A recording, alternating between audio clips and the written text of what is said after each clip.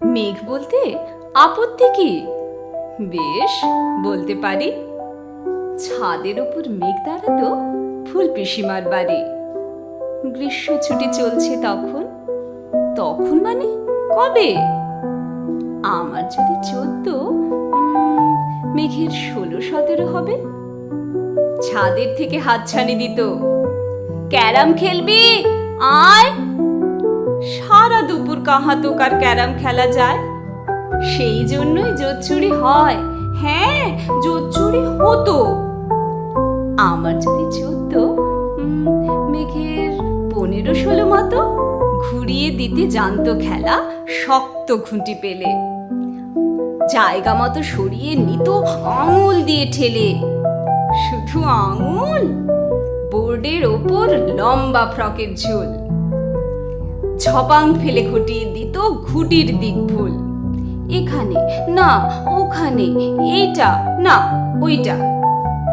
ঝাঁপিয়ে পড়ে ছিনিয়ে নিল ঘুটির বাক্সটা। ঘুটিরও সেই প্রথম মরণ। প্রথম মরা মানে বুঝবে শুধু তারাই যারা ক্যারাম খেলা জানে। চলেও গেল কদিন পরে মেঘ যেমন যায়। কাঠফাটা রোদ দাঁড়িয়ে পড়ল মেঘের জায়গায়। খেলা শেখাও, খেলা শেখাও, হাপিত্যেশ কাক। কলসিতে ঠোঁট ডুবিয়েছিল জলতপুরে খাঁক।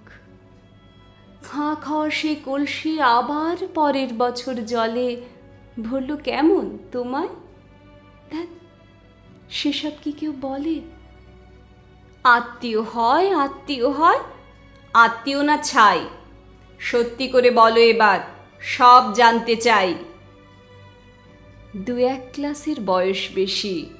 গ্রীষ্ম ছুটি হলে ঘুরেও গেছে কয়েক বছর, এই জানি সকলে। আজকে তপ্ত গ্রীষ্ম আমার, তোমায় বলতে পারি। মেঘ দেখতাম ছাদের ঘরে ফুল পিসিমার বাড়ি। মেঘ দেখতাম ছাদের ঘরে ফুল পিসিমার বাড়ি।